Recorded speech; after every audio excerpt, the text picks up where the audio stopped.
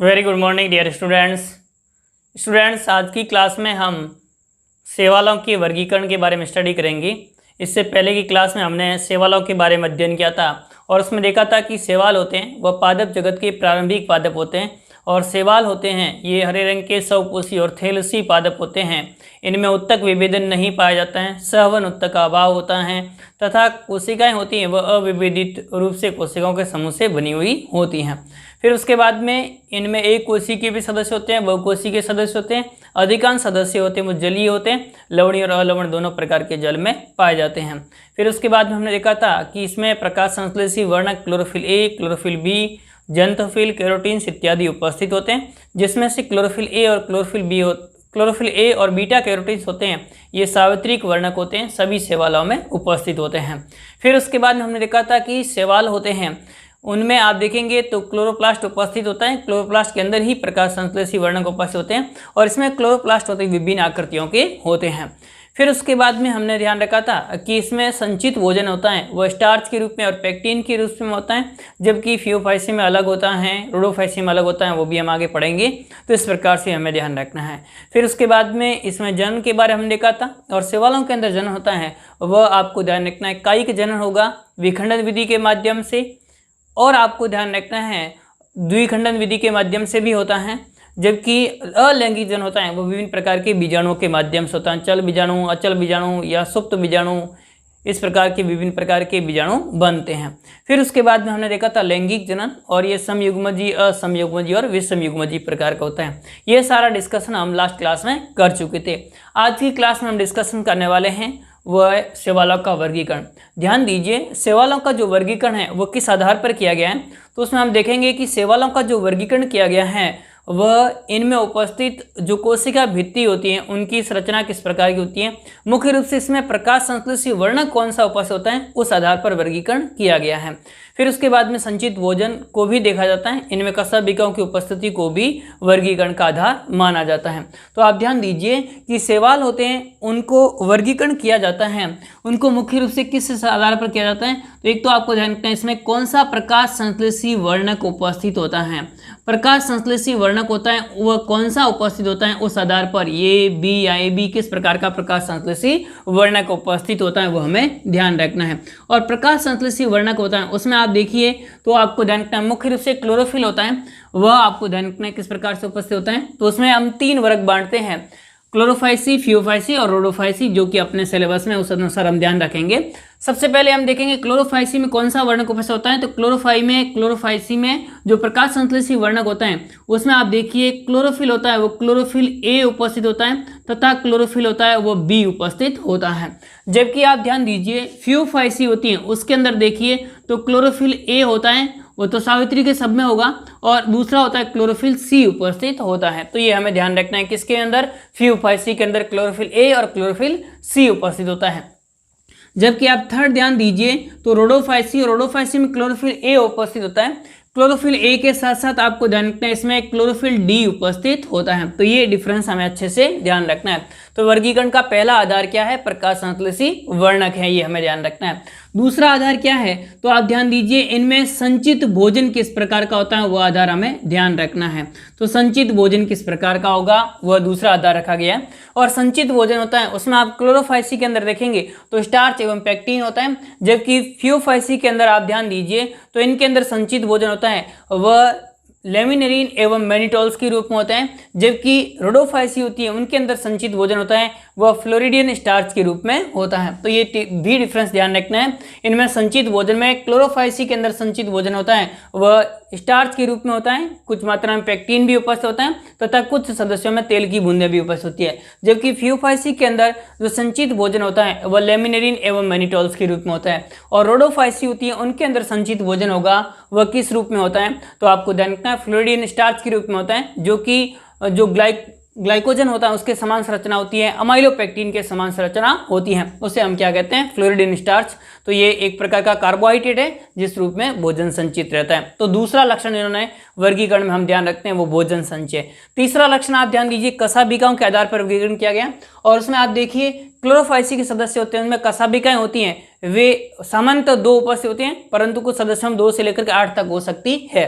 Phaeophyceae के अंदर कशाभिकाएं होती हैं, वे आपको ध्यान रखना है 2 से लेकर के और 6 तक हो सकती है, परंतु आपको डिफरेंस ये ध्यान रखना है कि क्लोरोफाइसी के अंदर जो कशाभिकाएं होती हैं वे कशाभिकाएं अग्रभाग में उपस्थित, जैसे यहाँ दिख रही है इस प्रकार से अग्रभाग में उपस्थित होती हैं, जबकि यहाँ आप ध्यान दीजिए फियोफाइसी के अंदर होती है वह पार्श्व में उपस्थित होती है। कशाभिकाएं होगी वो किस प्रकार की होती हैं, पार्श्वीय प्रकार की होती हैं और विषम प्रकार की होती हैं। यानी एक कशाभिका होगी वह आपको ध्यान रखना है विस्प्लास प्रकार की होती है, तो दूसरी टेंसल टाइप्स की होती हैं। ये हमें डिफरेंस ध्यान रखना है। फिर उसके बाद में रोडोफाइसी में कशाभिकाओं का निर्माण होता नहीं है, किसी भी अवस्था में कशाभिका उपस्थित नहीं होती है। तो ये 3 मुख्य लक्षण आपको ध्यान रखना है, एक प्रकाश संश्लेषी वर्णक, उसके बाद में संचित भोजन और तीसरा लक्षण हमें ध्यान रखना है वो कौन सा ध्यान रखना है, कशाभिका। इस आधार पर इनको 3 मुख्य वर्गों में हम बांट सकते हैं, ये हमें ध्यान रखना है। वैसे तो एफ ई फ्रिस ने इसको 8 वर्गों के रूप में वर्गीकृत किया है। जब हम बीएससी में पढ़ेंगे डिटेल से तो उस वर्गों के बारे में भी अध्ययन करेंगे। यहाँ आपको केवल 3 वर्गों के बारे में ध्यान रखना है।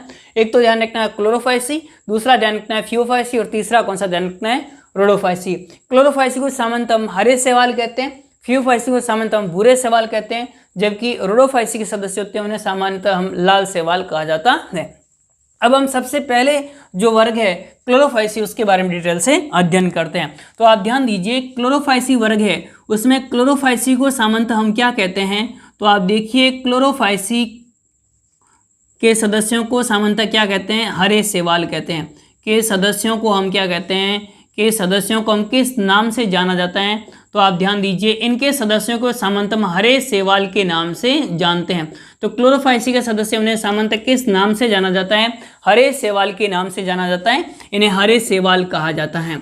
और आप ध्यान दीजिए तो ये जो क्लोरोफाइसी के सदस्य होते हैं इनमें क्लोरोफिल ए उपस्थित होता है और क्लोरोफिल ए के साथ में क्या उपस्थित होता है, बी उपस्थित होता है। और क्लोरोफिल ए और बी उपस्थित होने के कारण से हरी घास के समान दिखाई देते हैं। यानी ये किस प्रकार के दिखाई देते हैं, हरी घास के समान दिखाई देते हैं। फिर उसके बाद में ध्यान दीजिए ये शैवालों में सबसे विकसित वर्ग है। तो आप ध्यान दीजिए यह शैवालों का सबसे विकसित वर्ग है, शैवालों का विकसित वर्ग है। तो आप ध्यान दीजिए शैवालों में सबसे एडवांस वर्ग है, सबसे विकसित वर्ग है, वह कौन सा है, तो आपको ध्यान रखना है क्लोरोफाइसी है। यह शैवालों का विकसित वर्ग है, यह हमें ध्यान रखना है। तथा उच्च पादपों के पूर्वज माने जाते हैं। इन्हें उच्च पादपों के क्या कहते हैं, पूर्वज के नाम से जाना जाता है, एंसेस्टर के नाम से जाना जाता है। तो उच्च पादपों के पूर्वज के रूप में इन्हें जाना जाता है। तो ये जो हायर प्लांट्स होते हैं जैसे कि ब्रायोफाइट्स, उसके बाद में टेरिडोफाइट, जिम्नोस्पर्म, एंजियोस्पर्म, इस प्रकार के पादपों के पूर्वज माने जाते हैं। एंजियोस्पर्म के पादप होते हैं, आवर्तबीजी पादप होते हैं, उनमें भी क्लोरोफिल ए और बी उपस्थित होता है। इस कारण से इसे हम किस नाम से जानते हैं, उच्च पादपों के पूर्वज के नाम से जाना जाता है। तो ये हमें ध्यान रखना है। फिर उसके बाद में ध्यान दीजिए अगला, तो आपको ध्यान रखना है ये विभिन्न यानी क्लोरोफाइसी के सदस्य विभिन्न रूपों में पाए जाते हैं। क्लोरोफाइसी के सदस्य विभिन्न रूपों में पाए जाते हैं, के सदस्य विभिन्न रूपों में पाए जाते हैं। यानी ये आपको ध्यान रखना है भिन्न भिन्न रूपों में देखे जाते हैं, ये हमें ध्यान रखना है। इनकी संरचना होती है वो अलग अलग प्रकार की होती है, एक कोशिकीय से लेकर के बहुकोशिकीय तंतुनुमा संरचना के रूप में भी उपस्थित होते हैं। तो ये हमें ध्यान रखना है। सबसे पहला आपको ध्यान रखना है इनके सदस्य होते हैं वो किस प्रकार के होते हैं, एक कोशिकीय हो सकते हैं। यानी इनके सदस्यों का थैलस होता है वह केवल एक सेल से बना होता है, यूनिसेल्युलर होता है। तो ये हमें ध्यान रखना है। इनके कुछ सदस्य होते हैं उनके अंदर थैलस किस प्रकार का होगा, एक कोशिकीय यूनिसेल्युलर होता है। उसमें उदाहरण ध्यान दीजिए तो आपको ध्यान रखना है, सबसे पहला उदाहरण आपको ध्यान रखना है क्लेमाइडोमोनास। इसका एक उदाहरण है वो हमें कौन सा ध्यान रखना है, क्लेमाइडोमोनास। और क्लेमाइडोमोनास होता है, इस क्लेमाइडोमोनास को हम क्या कहते हैं, एक कोशिकीय शैवाल कहा जाता है और ये एक कोशिकीय गतिशील शैवाल होता है। तो ये हमें ध्यान रखना है किसके बारे में, क्लेमाइडोमोनास। ये संरचना दिखाई दे रही है ये क्लेमाइडोमोनास की, जिसमें कशाभिकाएं उपस्थित होती हैं। इस कारण से किस प्रकार का होता है, गतिशील होता है। तो आप ध्यान दीजिए गतिशील एक कोशिकीय शैवाल, इसे हम क्या कहते हैं, गतिशील एक कोशिकीय यूनिसेलुलर शैवाल कहा जाता है। तो इस प्रकार से गतिशील एक कोशिकीय शैवाल है वो कौन सा है, क्लेमाइडोमोनास है। ये हमें ध्यान रखना है। फिर उसके बाद में दूसरा उदाहरण ध्यान दीजिए यूनिसेलुलर में, वो आप ध्यान रख सकते हैं क्लोरेला। दूसरा उदाहरण कौन सा ध्यान रख सकते हैं आप, क्लोरेला जिसमें अधिक मात्रा में प्रोटीन उपस्थित होते हैं। अंतरिक्ष यात्री होते हैं वह इसको भोजन के रूप में भी खाते हैं, क्योंकि इनसे अपशिष्ट पदार्थ होते हैं वह कम मात्रा में बनते हैं और अधिक मात्रा में से प्रोटीन प्राप्त होता है। तो ये हमें ध्यान रखना है। दूसरा उदाहरण कौन सा है? क्लोरेला। और क्लोरेला होता है ये भी एक कोशिकीय होता है, परंतु इसमें कशाभिकाएं उपस्थित नहीं होती हैं। क्लोरेला की हम संरचना देखेंगे तो इस प्रकार की संरचना होती है, ये हमें ध्यान रखना है। और इस प्रकार की संरचना होगी ये क्लोरेला की, और क्लोरेला होता है उसमें कशाभिकाएं उपस्थित नहीं होती हैं। तो आप क्या ध्यान दीजिए, कशाभिकाएं नहीं होगी तो ये गमन नहीं कर पाएगा, निश्चित रूप से तैरता रहेगा। तो अगतिशील एक कोशिकीय शैवाल इसे कहा जाता है। अगतिशील एक कोशिकीय शैवाल है वो कौन सा है? क्लोरेला है। और आप ध्यान दीजिए क्लोरेला है, इस पादप के बारे में आप डिटेल से देखेंगे, हम आगे पढ़ेंगे जब देखेंगे केल्विन चक्र, जो कि आपको ध्यान रखना है केल्विन चक्र है वो केल्विन के द्वारा दिया गया था। केल्विन के द्वारा एक चक्र दिया गया प्रकाश संश्लेषण को समझाने के लिए, जिसे हम क्या कहते हैं? केल्विन चक्र कहते हैं। इसका डिटेल्स अध्ययन हम अगले चैप्टर में जब हम प्लांट फिजियोलॉजी पढ़ेंगे तो उसमें प्रकाश संश्लेषण के दौरान पढ़ेंगे। केल्विन चक्र को ही हम एक अन्य नाम देते हैं C3 चक्र। छोटी क्लास में आपने पढ़ा होगा C3 चक्र। इस C3 चक्र या केल्विन चक्र होता है, इसकी खोज है वह केल्विन ने की थी, और केल्विन ने खोज की थी वह किस पादप पर कार्य करते हुए की थी? क्लोरेला के पादप पर कार्य करते हुए की थी। तो ये इस प्रकार से हमें ध्यान रखना है कौन सा? क्लोरेला के बारे में। अगला ध्यान दीजिए वह आपको ध्यान रखना है, ये तो एक कोशिकीय हो गए। फिर उसके बाद में ध्यान दीजिए इनके सदस्य होते हैं वह कॉलोनीय होते हैं, यानी कॉलोनी के रूप में उपस्थित होते हैं, निवह के रूप में उपस्थित होते हैं, समूह के रूप में उपस्थित होते हैं। कॉलोनी का मतलब क्या हुआ? ग्रुप ऑफ सेल्स एक साथ उपस्थित हो तो उसे हम क्या कहेंगे? कॉलोनीय कहते हैं या निवही कहा जाता है। तो इस प्रकार से कॉलोनी या निवही के रूप में उपस्थित होते हैं। कॉलोनी या निवही के रूप में कौन कौन से सदस्य होते हैं? तो उसमें सबसे पहला सदस्य आपको ध्यान रखना है वॉल्वॉक्स। वॉल्वॉक्स है, यह आपको क्या ध्यान रखना है? वॉल्वॉक्स होता है। तो इस प्रकार से वॉल्वॉक्स होगा, इसकी कॉलोनी होती है वो गतिशील होती हैं, ये हमें ध्यान रखना है। तो ये आपको ध्यान रखना है कौन सी कॉलोनी होगी वॉल्वॉक्स के अंदर? गतिशील कॉलोनी होती है। तो वॉल्वॉक्स होगा, उसकी कॉलोनी होती है वह किस प्रकार की होती है? गतिशील कॉलोनी इसके अंदर उपस्थित होती है। तो ये हमें किसके बारे में ध्यान रखना है? वॉल्वॉक्स के बारे में, जिसमें गतिशील कॉलोनी उपस्थित होती है। तो कॉलोनी होगी वह किस प्रकार की होती है? गतिशील होती है। जबकि इसका एक और कॉलोनी रूप का सदस्य ध्यान रखना आपको, हाइड्रोडिक्टियन।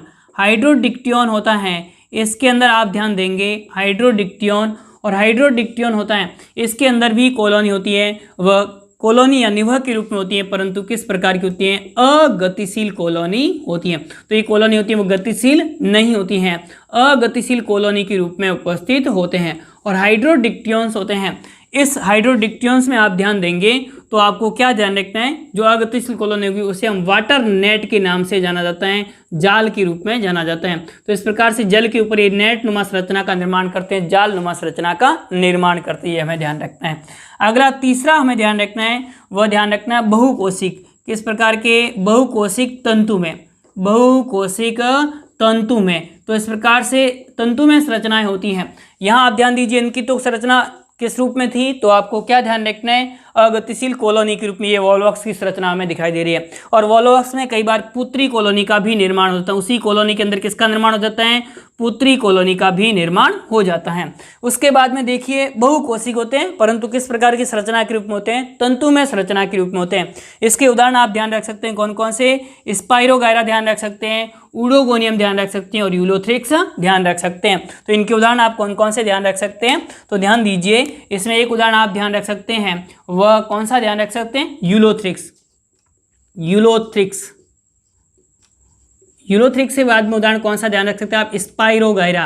तो यूलोथ्रिक्स और स्पाइरोगायरा है, यह सदस्य होते हैं, ये किस प्रकार के हैं? तंतुनमय संरचना युक्त होते हैं।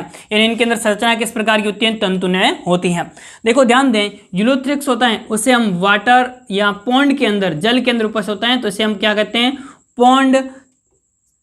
इसे पॉन्ड के नाम से, वूल के नाम से जाना जाता है। तो पॉन्ड वूल या जो तालाब की ऊन होती है, इस नाम से इसे जाना जाता है। तो पॉन्ड वूल के नाम से इसे जाना जाता है। आप इस प्रकार से ध्यान रख सकते हैं। यूलोथ्रिक्स होता है, उसकी जो उसमें देखेंगे आप तो ये शुरुआत होती है यू से और ख़त्म एक्स से। इनके बीच में एक शब्द आता है वी और डब्लू। डब्लू से आप याद रख सकते हैं वूल, यानी इसे किस नाम से जाना जाता है? तो आपको क्या ध्यान रखना है? यूलोथ्रिक्स को पॉन्ड वूल के नाम से जाना जाता है। तो ये इस प्रकार से आप ध्यान रख सकते हैं।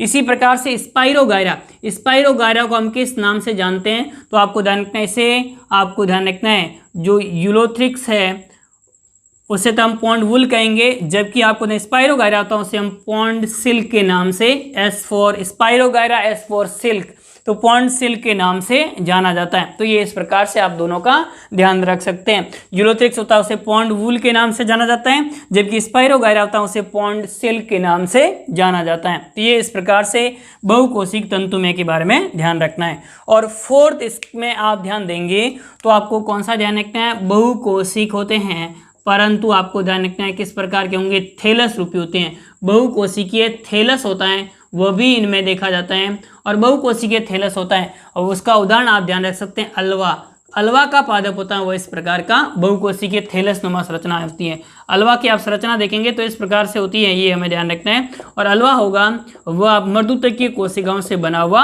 होता है, और थैलस नुमा संरचना होती है, तो ये हमें ध्यान रखना है, बहुकोशिकीय थैलस, और ये किसमें देखा, अल्वा इस प्रकार का होता है। तो इसे आपको ध्यान रखना है, समुद्री सलाद के नाम से इसे जाना जाता है। तो इस प्रकार से इसे हम समुद्री सलाद के नाम से भी जाना जाता है। तो अल्वा को हम किस नाम से जानते हैं, समुद्री सलाद के रूप में भी जाना जाता है। तो ये हमें इसके विभिन्न रूपों के बारे में ध्यान रखना है। एक कोशिकीय में आप उदाहरण ध्यान रख सकते हैं, क्लेमाइडोमोनास हो गया, क्लोरेला हो गया। इसके अतिरिक्त एक और उदाहरण ध्यान रख सकते हैं जो काफ़ी फेमस है, एसिटाबुलेरिया। ध्यान दीजिए, ये बहुत इंपॉर्टेंट है, ये भी आप ध्यान रख सकते हैं। एसिटाबुलेरिया, एसिटाबुलेरिया होता है यह सबसे बड़ा एक कोशिकीय पादप है। इंपॉर्टेंट है, ध्यान रखना, एसिटाबुलेरिया है यह सबसे बड़ा एक कोशिकीय पादप है। तो एसिटाबुलेरिया है वह सबसे बड़ा एक कोशिकीय पादप कौन सा है, तो आपको क्या ध्यान रखना है, सबसे बड़ा एक कोशिकीय पादप एसिटाबुलेरिया है। और ये एसिटाबुलेरिया है, इस पर एक वैज्ञानिक थे हैमरलिंग, हैमरलिंग नामक वैज्ञानिक थे, इन्होंने इस पर आनुवंशिकी के प्रयोग किए थे, साइटोलॉजी के प्रयोग किए थे, कोशिका विज्ञान के प्रयोग किए थे। तो इस पर आपको ध्यान रखना है, प्रयोग करने वाले वैज्ञानिक थे वो कौन थे, हैमरलिंग थे। तो ये भी आप अच्छे से ध्यान रख सकते हैं। यूनिसेलुलर सबसे बड़ा प्लांट है वो कौन सा है, एसिटाबुलेरिया है। तो ये इस प्रकार से हमें ध्यान रखना है। अगला कॉलोनी रूप में, और उसमें दो उदाहरण, वॉल्वॉक्स और हाइड्रोडिक्टियन। और वॉल्वॉक्स होता है गतिशील कॉलोनी, हाइड्रोडिक्टियन की अगतिशील कॉलोनी होती है। फिर उसके बाद में बहुकोशिकीय तंतु में यूलोथ्रिक्स, जिसे पॉन्ड वूल के नाम से जाना जाता है, स्पाइरोगारा को पॉन्ड सिल्क कहा जाता है। फिर उसके बाद में बहुकोशिकीय थैलस अल्वा के अंदर। अब उसके बाद में ध्यान दीजिए, इनमें जो कोशिका भित्ति होती हैं वह कोशिका भित्ति किस प्रकार की होती है, तो आपको ध्यान रखना है, क्लोरोफाइसी के सदस्यों की कोशिका भित्ति होगी वह कोशिका भित्ति सेलुलोज से निर्मित होती है। क्लोरोफाइसी के सदस्य होते हैं उनके अंदर कोशिका भित्ति मुख्य रूप से किससे निर्मित होती हैं, सेलुलोज से निर्मित होती हैं। कुछ मात्रा में पेक्टिन भी उपस्थित होता है, परंतु मुख्य रूप से किससे निर्मित होती हैं, सेलुलोज से निर्मित होती हैं। तो इनकी कोशिका भित्ति होगी वह किससे निर्मित होती है, सेलुलोज से निर्मित होती है। फिर उसके बाद में ध्यान दीजिए, इनके कोशिका के कोशिका द्रव्य में, इनके कोशिका के कोशिका द्रव्य में क्लोरोप्लास्ट पाया जाता है। तो कोशिका के कोशिका द्रव्य में क्या पाया जाता है, कोशिका द्रव्य में क्लोरोप्लास्ट पाया जाता है। और क्लोरोप्लास्ट में प्रकाश संश्लेषी वर्णक उपस्थित होते हैं। कोशिका द्रव्य में क्या पाए जाते हैं, क्लोरोप्लास्ट पाए जाते हैं। तो इनके कोशिका द्रव्य में क्या पाए जाते हैं, क्लोरोप्लास्ट उपस्थित होते हैं। और ये क्लोरोप्लास्ट होता है वह विभिन्न प्रकार की आकृतियों के रूप में उपस्थित होता है, और इसी में क्या होते हैं, प्रकाश संश्लेषी वर्णक उपस्थित होते हैं। देखो क्लोरोप्लास्ट होता है, उनकी आकृतियाँ क्या क्या होती हैं वह आपको ध्यान रखना है। तो आप ध्यान दीजिए, क्लोरोप्लास्ट होता है वो विभिन्न प्रकार की आकृति के रूप में उपस्थित होता है। ये क्लोरोप्लास्ट होता है ये प्याले नुमा हो सकता है, कप के समान संरचना हो सकती है। तो कप के समान संरचना होगी उसे हम क्या कहेंगे, प्याले नुमा कहा जाता है। तो ये इसके अंदर क्लोरोप्लास्ट होगा वह किस प्रकार का हो सकता है, तो आपको क्या ध्यान रखना है, क्लोरोप्लास्ट होता है वह प्याले नुमा हो सकता है। और प्याले नुमा क्लोरोप्लास्ट होता है वो किस में देखा जाता है, तो आपको क्या ध्यान रखना है, प्याले नुमा क्लोरोप्लास्ट होता है वह क्लेमाइडोमोनास में देखा जाता है। तो क्लेमाइडोमोनास के अंदर जो क्लोरोप्लास्ट होता है वह किस प्रकार का होता है, तो आपको क्या ध्यान रखना है, ये कप शेप का आकृति का होता है। ये क्लोरोप्लास्ट नामक संरचना है, और ये क्लोरोप्लास्ट वो किस प्रकार का होता है, कप शेप का होता है, यानी आपको ध्यान रखना है प्यालेनुमा होता है। तो प्यालेनुमा किसमें होगा, क्लेमाइडोमोनास में देखा जाता है। जबकि आप ध्यान दीजिए, डिस्क रूपी होता है, डिस्क या चपटी संरचना के रूप में होता है, चक्रिक संरचना के रूप में बस होता है, वह किसमें देखा जाता है, तो इनका एक सदस्य है वाउचेरिया। वाउचेरिया के अंदर इस प्रकार का डिस्क रूपी देखा जाता है, और आप ध्यान दीजिए इसका एक सदस्य होता है कारा, उसके अंदर भी इस प्रकार का देखा जाता है, ये हमें ध्यान रखना है। आधुनिक वर्गीकरण पद्धतियों के अनुसार कारा है उसको हम कैरोफाइसी में रखते हैं, पर आपके लेवल के हिसाब से आपको कारा ध्यान रखना है वह डिस्क रूपी होता है। तो ये हमें ध्यान रखना है कारा के बारे में, जिसके अंदर क्लोरोप्लास्ट उपस्थित होता है। फिर उसके बाद में आप ध्यान दीजिए, अगला हमें ध्यान रखना है मेखलाकार। और मेखलाकार आकृति का होता है वह आपको ध्यान रखना है किसमें देखा जाता है, तो मेखलाकार आकृति का देखा यूलोथ्रिक्स में। यूलोथ्रिक्स के अंदर आप देखिए तो आपको क्या ध्यान रखना है, क्लोरोप्लास्ट होता है वह किस प्रकार का होता है, मेखलाकार आकृति का होता है। ये देखो यूलोथ्रिक्स की संरचना है जिसमें मेखला के आकृति के होते हैं वह क्लोरोप्लास्ट उपस्थित होता है। तो क्लोरोप्लास्ट होगा वो मेखला के आकृति का होता है, ये हमें ध्यान रखना है। अगला ध्यान दीजिए तो आपको क्या ध्यान रखना है, यहाँ पर दिखाई दे रहा है ये जालनुमा संरचना के रूप में। तो जालनुमा होता है वह किस में देखा जाता है, या जालिकावत होता है वह किस में देखा जाता है, तो आप ध्यान दीजिए जालिकावत देखा जाता है वो ऊडोगोनियम में देखा जाता है। तो ऊडोगोनियम के अंदर क्लोरोप्लास्ट होता है, उनकी संरचना किस प्रकार की होती है, ऊडोगोनियम के अंदर क्लोरोप्लास्ट की संरचना जालिकावत होती है।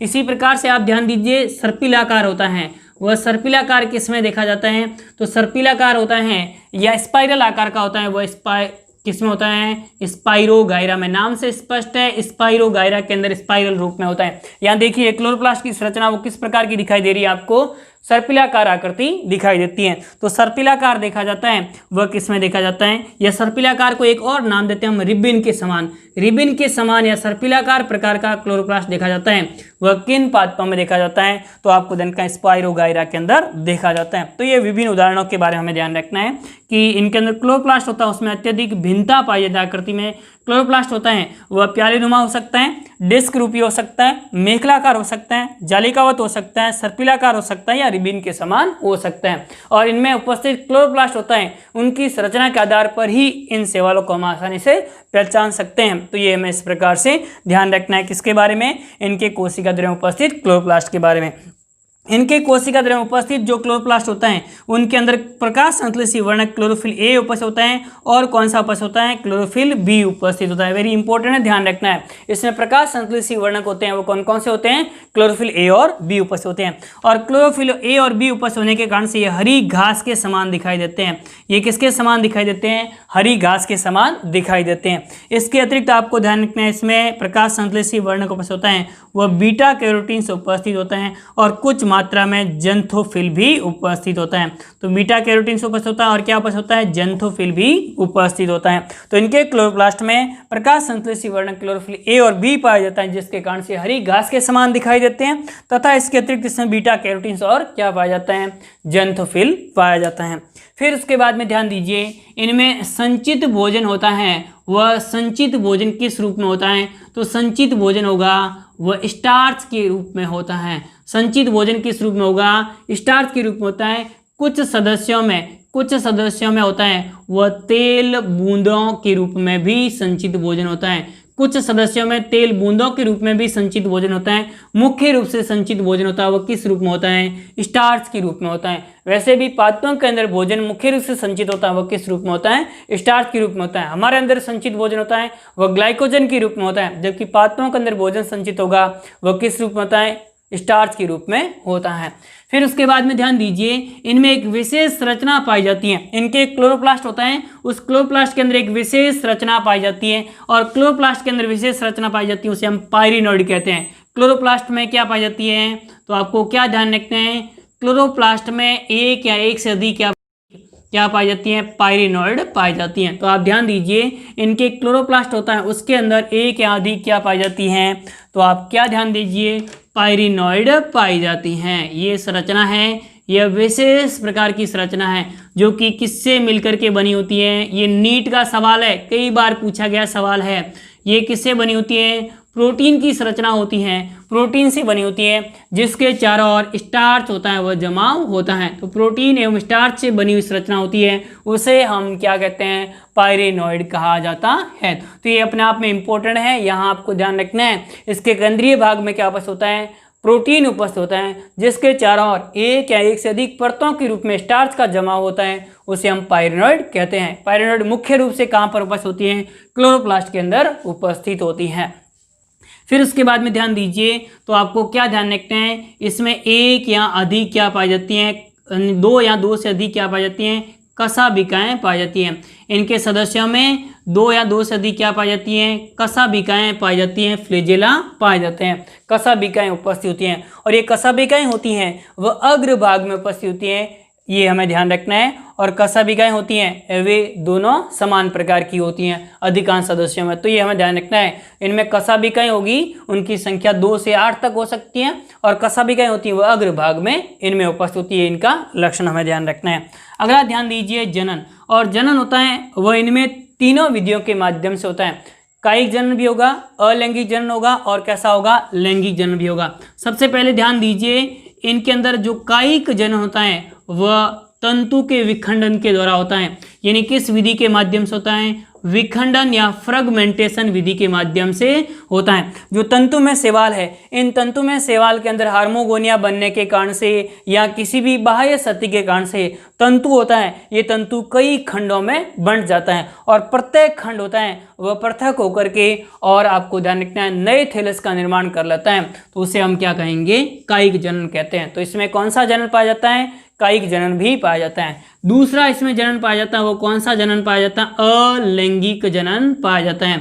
कौन सा जनन पाया जाता है, अलैंगिक जनन। और अलैंगिक जनन होता है वह मुख्य रूप से चल बीजाणुओं द्वारा होता है। देखो क्लोरोफाइसी के सदस्यों में अलैंगिक जनन होता है वह प्रतिकूल परिस्थितियों में अचल बीजाणुओं के द्वारा भी होता है, वह प्रतिकूल परिस्थितियों में ही होता है। सामान्य परिस्थिति के अंदर इसमें जो जनन होगा वह किसके द्वारा होगा, चल बीजाणुओं द्वारा होता है, जू स्पोर द्वारा होता है। चल बीजाणु या जू स्पोर होते हैं ये कशाभिका युक्त होते हैं, इसमें कशाभिकाएं उपस्थित होती हैं। तो इनमें अलैंगिक जनन चल बीजाणु द्वारा होता है, चल बीजाणु होते हैं वे कशाभिका युक्त होते हैं, कशाभिकाएं पाई जाती हैं। और चल बीजाणुओं का निर्माण होता है वह चल बीजाणु धानी के अंदर होता है। तो इसमें चल बीजाणु बनेंगे वह कहाँ पर बनेंगे, तो आपको क्या ध्यान रखना है, इसमें बनने वाले चल बीजाणु होते हैं वह चल बीजाणु धानी के अंतर्गत निर्मित होते हैं। और चल बीजाणु होते हैं वे गति करते और नए पादप का विकास करते हैं। तो ये हमें इस प्रकार से ध्यान रखना है। इसमें मुख्य रूप से अलैंगिक जनन होता है वह चल बीजाणुओं द्वारा होता है। फिर उसके बाद में ध्यान दीजिए, तो आपको क्या ध्यान रखना है, लैंगिक जनन। और लैंगिक जनन होता है वह इसमें तीनों प्रकार से हो सकता है। मैं पहले भी बता चुका हूँ, 3 प्रकार से लैंगिक जनन शैवालों के अंदर देखा जाता है। एक तो आपको ध्यान रखना है कौन सा होता है, समयुग्मकी प्रकार का, यानी जिसमें दोनों युग्मक, नर युग्मक और मादा युग्मक होते हैं, वे संरचना एवं कार्य में तथा आपको ध्यान रखना है आकार में समान होते हैं, तो उसे हम समयुग्मजी कहते हैं। आकार में भिन्न हो परंतु संरचना में समान हो उसे हम असमयुग्मकी कहा जाता है, असमयुग्मकी प्रकार का भी होता है। और युग्मक होते हैं वे संरचना एवं आकार दोनों में एक दूसरे से भिन्न होते हैं, उसे हम क्या कहते हैं, विषम युग्मकी कहते हैं, या इसे हम क्या कहते हैं, ऊगैमस प्रकार का कहते हैं। तो क्लोरोफाइसी के सदस्यों में लैंगिक जनन समयुग्मकी, असमयुग्मकी और विषम युग्मकी तीनों प्रकार का होता है।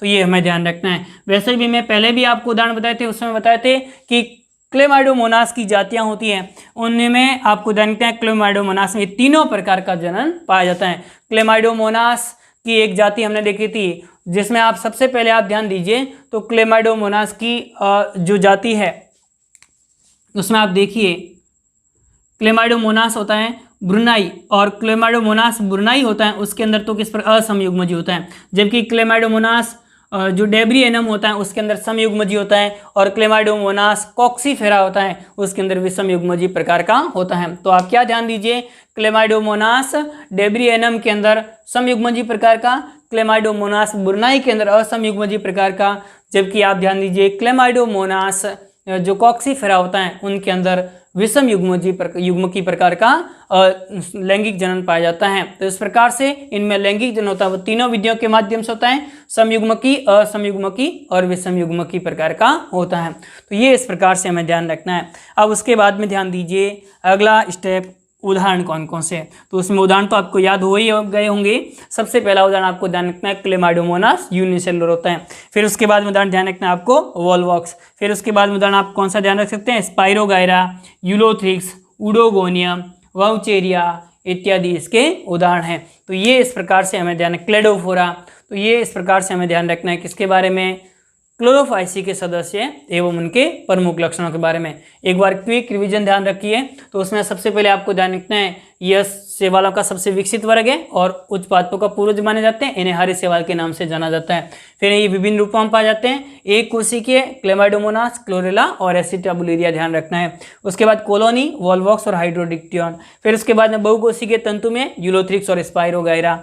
फिर उसके बाद में बहुकोशिकीय थैलस रूपी, उसमें आपको अल्वा का ध्यान रखना है। फिर उसके बाद में ध्यान दीजिए कोशिका भित्ति, सेल्यूलोसे। फिर उसके बाद में कोशिका द्रव्य में क्लोरोप्लास्ट। क्लोरोप्लास्ट होता है विभिन्न रूपों में होता है, प्यालेनोमा, डिस्क रूपी या मेखलाकार, जालिकावार, सर्पिलाकार या रिबिन के समान हो सकता है। और जिग्निमा के अंदर आप देखेंगे ताराकार आकृति का भी होता है। तो ये अलग अलग रूपों में पाया जाता है। फिर उसके बाद में क्लोरोप्लास्ट होता है, उसमें क्लोरोफिल ए और बी प्रकाश संश्लेषी वर्णक पाए जाते हैं, जिसके कारण से हरी घास के समान दिखाई देते हैं। इसके अतिरिक्त इसमें बीटा कैरोटीन और जंतोबिल भी उपस्थित होते हैं। संचित भोजन स्टार्च के रूप में क्लोरोप्लास्ट होता है, उसमें एक या एक से अधिक पायरिनोइड उपस्थित होते हैं। पायरिनोइड प्रोटीन की संरचना होती है जिसके चारों ओर स्टार्च का जमाव होता है। जन कशाभिकाएं उपस्थित होती हैं, कायिक जन विखंडन द्वारा, अलैंगिक जन चल बीजाणु द्वारा और लैंगिक जन समयुग्मकी, असमयुग्मकी और विसमयुग्मकी प्रकार का होता है। उदाहरण हो गए Chlamydomonas, Volvox, Spirogyra, Ulothrix, Oedogonium, Cladophora इत्यादि। प्रकार से आपका ये क्लोरोफाइसीय वर्ग कंप्लीट होता है। अगली क्लास के अंदर हम फ्यूफाइसी वर्ग के बारे में स्टडी करेंगे। तब तक के लिए धन्यवाद। Thank you.